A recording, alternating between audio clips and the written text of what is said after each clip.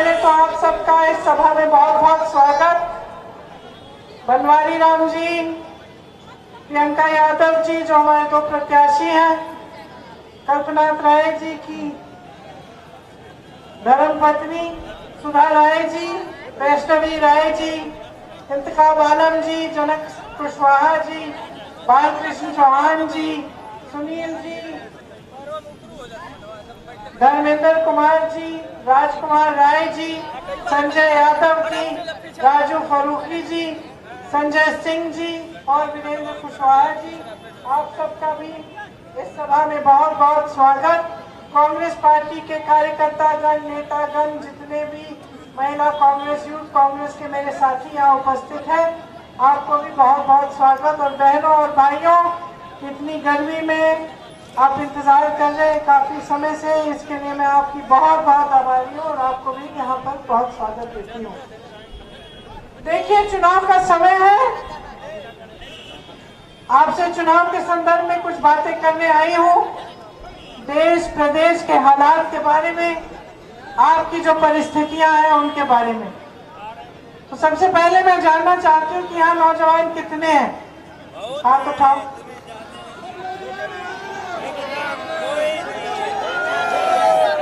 कितनों को रोजगार मिला है पिछले 5 सालों में? एक तो होगा, एक होगा, नहीं है। किसान कितने हैं? सब किसान हैं। कमा पा रहे हो आजकल? बुनकर कितने हैं?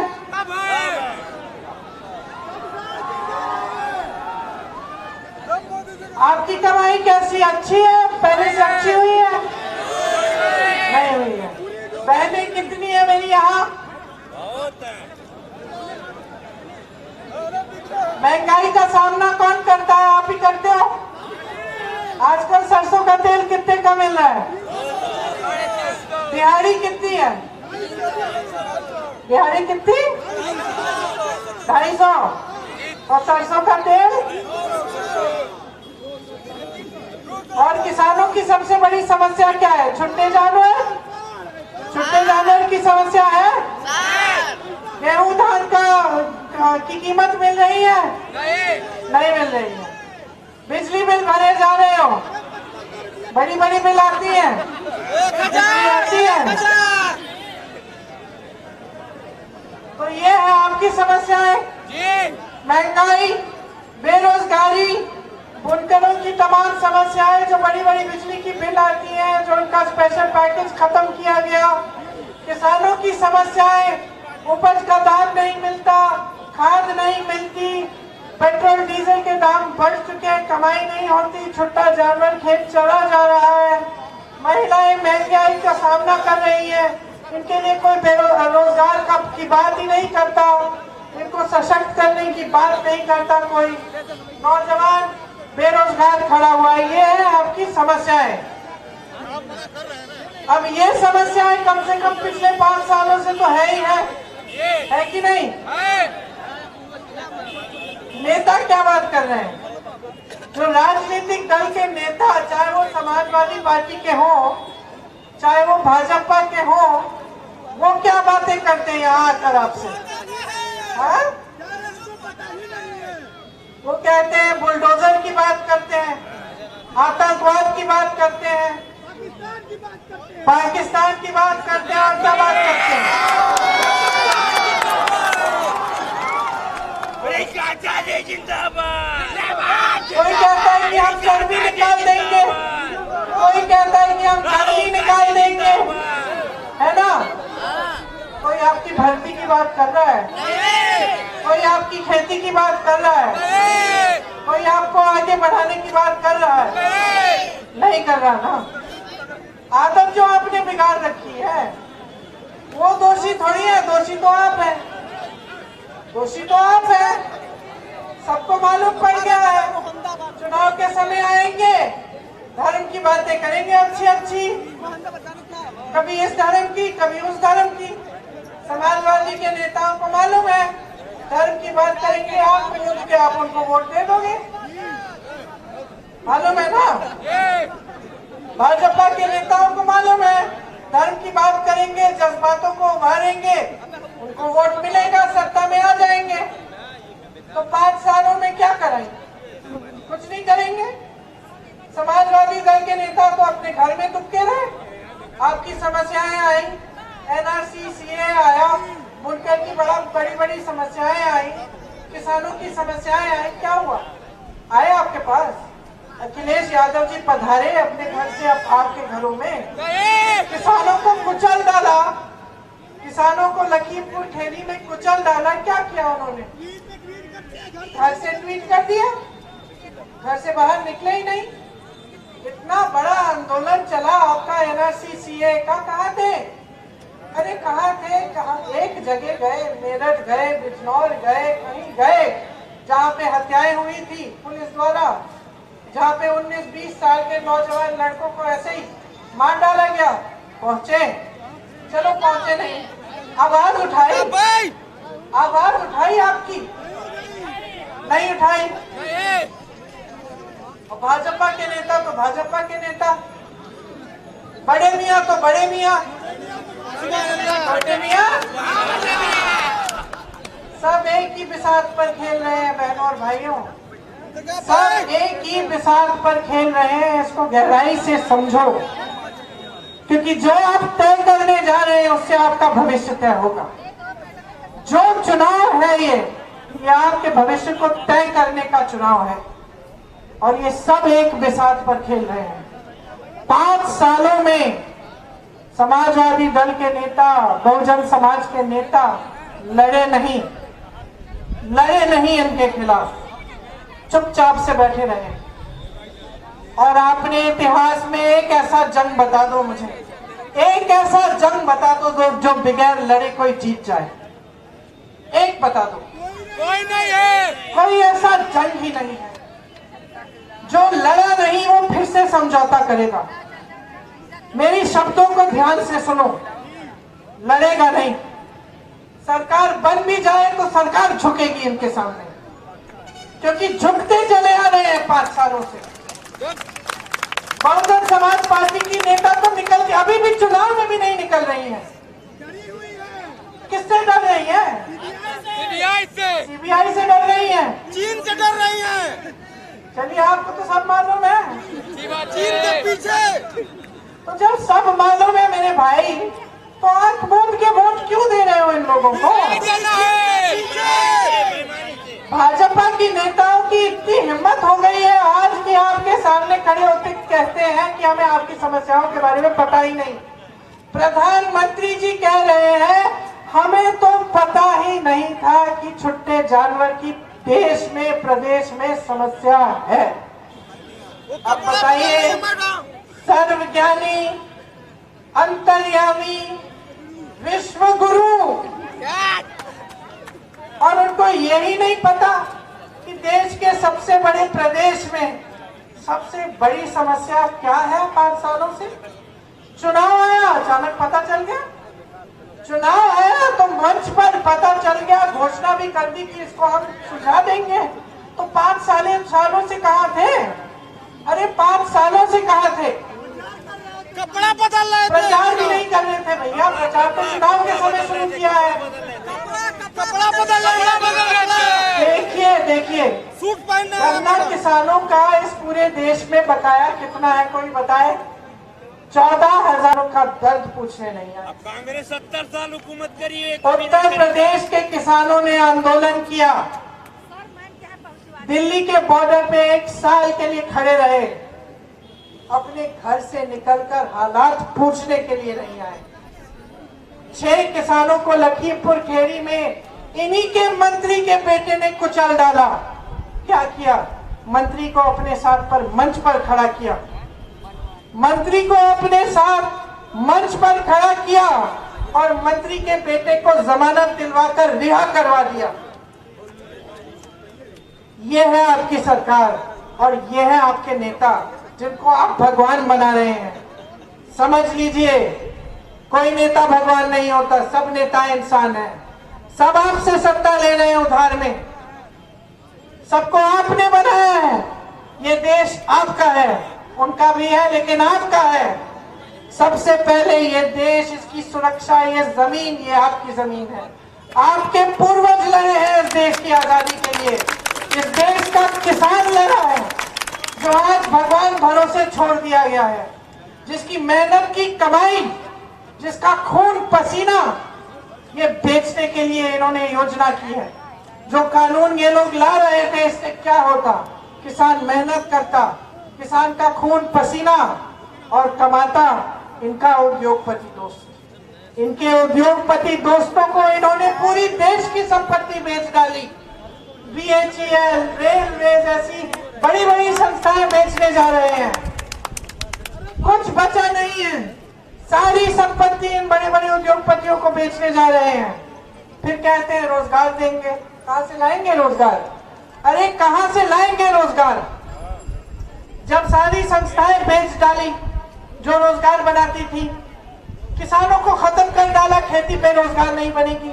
बुनकर जैसे छोटे व्यापारियों को, छोटे दुकानदारों को खत्म कर दिया, वो रोजगार नहीं दे सकते।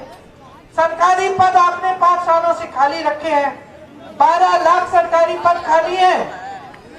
भर्ती की प्रक्रिया इन्होंने धूमिल जानबूझ के की है। भर्ती की प्रक्रिया में भ्रष्टाचार जानबूझ के किया गया है, क्योंकि रोजगार नहीं देना चाहते। इनकी साजिश है, ये जनता को गरीब रखना चाहते हैं, अपने दोस्तों को अमीर बनाना चाहते हैं। आज इनके उद्योगपति दोस्त 1000 करोड़ रुपए एक दिन में कमा रहे हैं, बहनों और भाइयों, एक दिन में। और किसानों, आप 27 रुपए कमा रहे हो एक दिन में।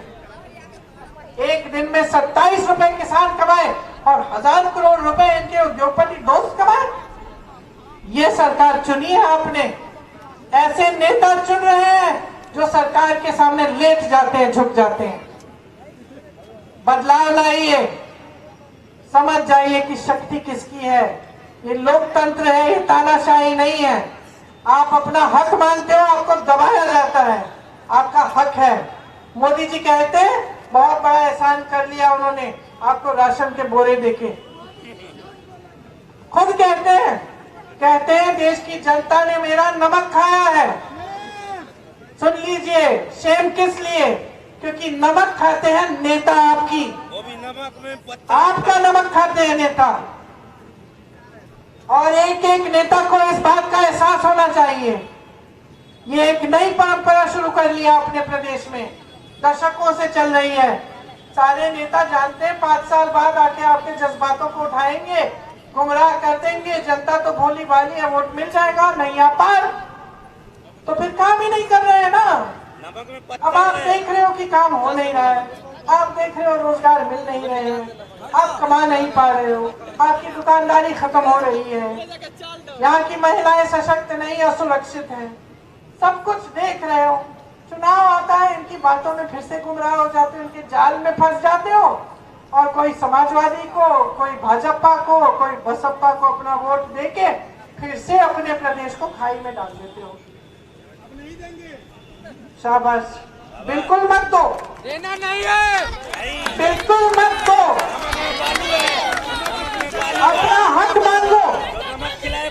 ये रोजगार, ये तुम्हारा हक है, महिलाओं का हक है, नौजवानों का हक है। आपको उपज का दाम मिलना चाहिए, ये आपका हक है। बुनकरों को स्पेशल पैकेज और रेट मिलनी चाहिए बिजली की, आपका हक है। सरकार का कर्तव्य है कि आपको सशक्त बनाए। सरकार आपको निर्भर बना रही है, जानबूझकर आपको निर्भर बना रही है। वो चाहते हैं कि उस राशन के बोरे के लिए आप धन्यवाद दें उन्हें। आप कहें कि मोदी जी ने हमें राशन का बोरा दे दिया, बहुत एहसान कर दिया। चाहते हैं, क्योंकि जब तक आप निर्भर रहोगे उनके राशन के बोरों पर और उनके चंद रुपयों पर, जो वो हर महीने चुनाव के पहले तो थोड़ा तेजी से देते हैं और चुनाव के बाद देते भी नहीं, जब तक आप निर्भर रहोगे तब तक आपका इस्तेमाल करना आसान होगा। प्रियंका गांधी जिंदाबाद। तब तक इन नौजवानों में जो यहाँ पे सब खड़े हैं, इनमें गुस्सा होगा, इनमें रंज होगा, इनके अंदर दुख होगा, निराशा होगी। तब तक इनका इस्तेमाल करना बहुत आसान होगा। बहनों और भाइयों, जितने भी माँ बाप है नौजवानों को जानते हैं, मेरे भी बच्चे हैं 20-25 साल के, मैं भी जानती हूँ।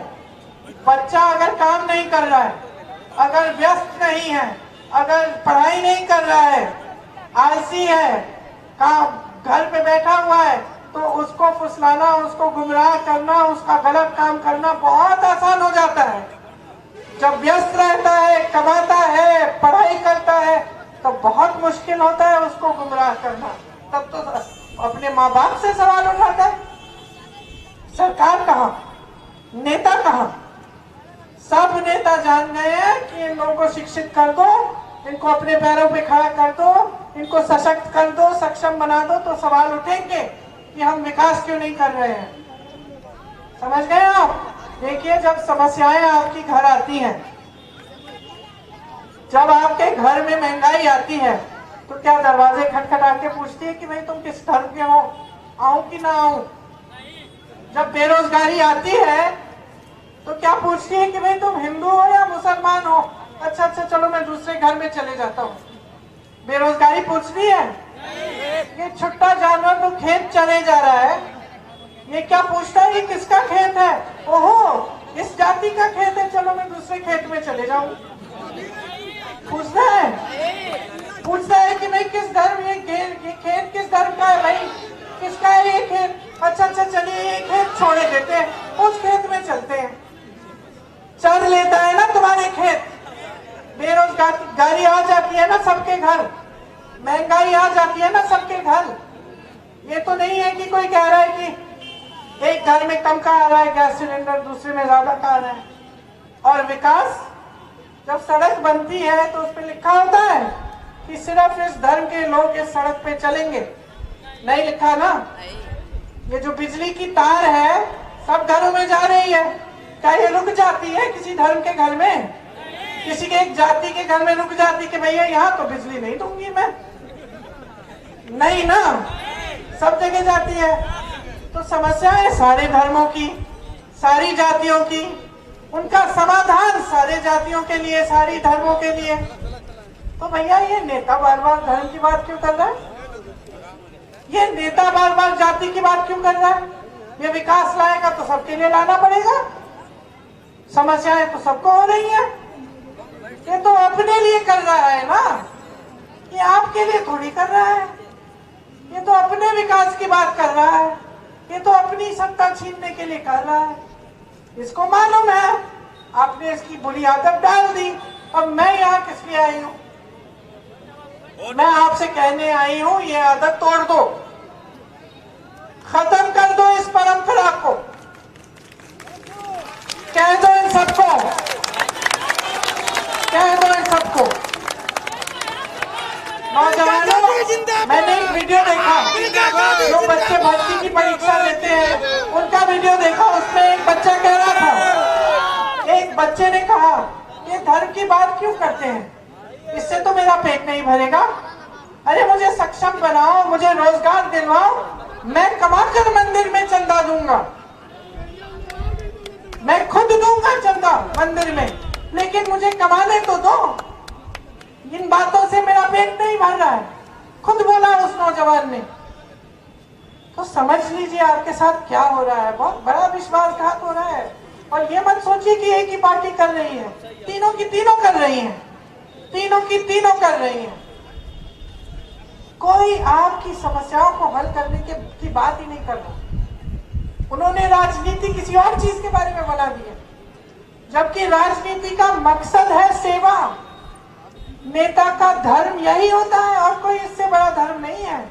आप किसी भी किताब को पढ़ लो, आप हिंदुओं से पूछो, मुसलमानों से पूछो, ईसाइयों से पूछो, बौद्ध से पूछो, किसी भी पंडित से पूछो, किसी भी धर्म के धर्मात्मा से पूछो, किसी भी किताब को पढ़ लो, कुरान शरीफ को खोलिए, भगवत गीता को खोलिए, सब यही कहते हैं कि नेता का सबसे बड़ा धर्म सेवा है, यही है धर्म।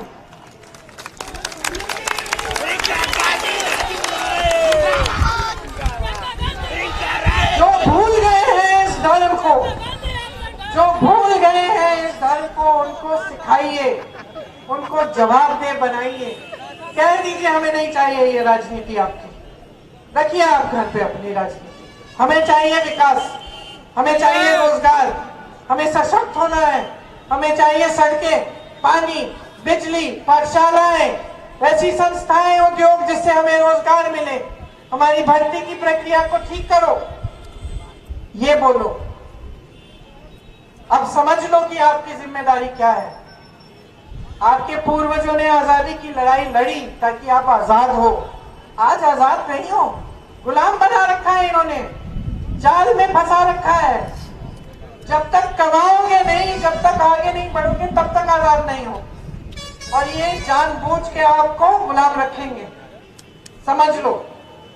अब कांग्रेस पार्टी क्या कह रही है वो भी सुन लो, इसी का इंतजार। सबसे पहले हम कह रहे हैं कि जो भर्ती की प्रक्रिया धूमिल हो गई है, इसमें भ्रष्टाचार बहुत हो गया है, इसको हम ठीक करेंगे, बनाएंगे। उम्र खत्म हो गई, हाँ, बहुत लोगों की हो गई। इसके लिए भी समाधान है। हम एक स्पेशल कमीशन रखेंगे। ये जो 69,000 की भर्ती, 22,000 की भर्ती, जो जिनकी उम्र खराब हो गई है, उम्र चली गई है और इंतजार कर रहे हैं, जिनके करियर बर्बाद हो गए हैं, जिन पर सरकार ने केस थोप दिए क्योंकि उन्होंने अपना हक मांगा, तो सबकी सुनवाई करेंगे इस कमीशन में। सुनवाई करके जो जो ठीक कर सकते करेंगे। जॉब कैलेंडर बनाएंगे जिसमें परीक्षा का दिन, नियुक्ति का दिन, रिजल्ट का दिन पहले से तय होगा। किसी ने इधर उधर फेरबदल करने की कोशिश की, किसी ने भ्रष्टाचार किया तो कानून लाएंगे कि हम उन पे कार्रवाई करेंगे। जो 12 लाख सरकारी पद, 12 लाख सरकारी पद खाली रखे इस सरकार ने आपको बोला 70 लाख नौकरी देंगे, 12 लाख तो पद खाली हैं, 4 लाख के एप्लीकेशन खोले हैं, 70 लाख नौकरी तो कहीं नहीं मिली किसी को भी। तो सबसे पहले कांग्रेस कह रही है कि वो 12 लाख पद भरे जाएंगे। फिर हम कह रहे हैं कि 8 लाख नए रोजगार पैदा करेंगे। कैसे? जो छोटे दुकानदार हैं, बुनकर हैं, छोटे व्यापारी हैं, इनको मजबूत बनाएंगे फिर से, ताकि यहाँ से रोजगार बने। जहाँ जहाँ हुनर है, जैसे अगर यहाँ पे बुनकर है, यहाँ हुनर है, पूरी सुविधा दी जाएगी। स्पेशल पैकेज आएगा बुनकरों के लिए जैसे पहले था, और फ्लैट रेट पे बिजली दी जाएगी, सारी सुविधाएं मिलेंगी। अगर एक नौजवान अपना छोटा बिजनेस शुरू करना चाहे, अपना व्यापार शुरू करना चाहे, उसे 5 लाख रुपए सरकार 1% ब्याज पे देगी, ताकि उस हुनर का इस्तेमाल हो और वो सशक्त बने। बहनों, आंगनबाड़ी आशा बहुओं के लिए 10,000 रुपए का मानदेय मिलेगा। उसके साथ साथ आपको सशक्त करने का काम हम करेंगे, हमारी जिम्मेदारी है। नारा सुना है हमारा, लड़की हूँ लड़ सकती हूँ। ये क्या है? ये वो नारा है जिसके आधार पर आपको सशक्त करेंगे। 40% मतलब 8 लाख जो सरकारी रोजगार है वो महिलाओं को मिलेंगे। महिलाओं के लिए हर अस्पताल में, छोटे से छोटे अस्पताल में महिला डॉक्टर, महिला नर्स मौजूद मिलेगी, वहां भी रोजगार हम दिलवाएंगे महिलाओं को। पुलिस में 25% महिलाओं की भर्ती कराएंगे, ताकि आप पर अत्याचार हो तो आपको महिला पुलिस कर्मी मिले। और अगर आप पर अत्याचार हुआ और 10 दिन के अंदर अंदर FIR दर्ज नहीं हुआ, तो एक कानून लाएंगे कि जिस अधिकारी ने उसको रोका है उसका सस्पेंशन होगा। आपके लिए केंद्रीय विद्यालय जैसे विद्यालय हर जिले में बनाए जाएंगे। छात्राओं को मोबाइल फोन और स्कूटी मुफ्त में मिलेगा, ताकि ऑनलाइन पढ़ाई कर पाए और उनको स्कूल और कॉलेज जाने की सुविधा हो। बहनों, आपके लिए, आपकी सुरक्षा, आपकी सेहत, सब के लिए एक पूरी योजना बनाई है। हमने एक विधान बनाया है, शक्ति विधान, आपको मजबूत बनाने के लिए। 40% महिलाएं प्रियंका यादव की तरह आज कांग्रेस पार्टी की टिकट लेकर चुनाव लड़ रही हैं। ऐसी महिलाएं हैं जिनकी बेटियों का बलात्कार करके उनको मार डाला और दफना दिया। ऐसी महिलाएं हैं जिनको मारा गया, पीटा गया क्योंकि वो अपने हक मांग रही थी। ऐसी महिलाएं हैं जो पंचायत का चुनाव लड़ने गई और उनके कपड़े फाड़ डाले पब्लिक में। लेकिन आज कांग्रेस ने उन्हें सशक्त करके चुनाव लड़ने को बोला और चुनाव लड़ रही हैं। मंच पर मेरे साथ वो खड़ी रहती हैं प्रधानमंत्री नरेंद्र मोदी जी के साथ वो मंत्री खड़ा रहता है जिसके बेटे ने किसानों को कुचला। मेरे साथ मंच पर वो महिलाएं खड़ी रहती हैं जिन पर अत्याचार हुआ है, क्योंकि कांग्रेस पार्टी ने उनको कहा है कि आप पर सत्ता की वजह से, सत्ता ने आप पर अत्याचार किया, उस सत्ता को अपने हाथों में लो, खड़ी हो जाओ और लड़ो, हम तुम्हारे साथ हैं। महिलाओं बहनों, आप एकजुट होकर एक बहुत बड़ी राजनीतिक शक्ति बन सकती हैं, इस देश की दिशा बदल सकती हैं। समझ लीजिए इस शक्ति को। किसानों के लिए पूरे कर्ज माफ होंगे।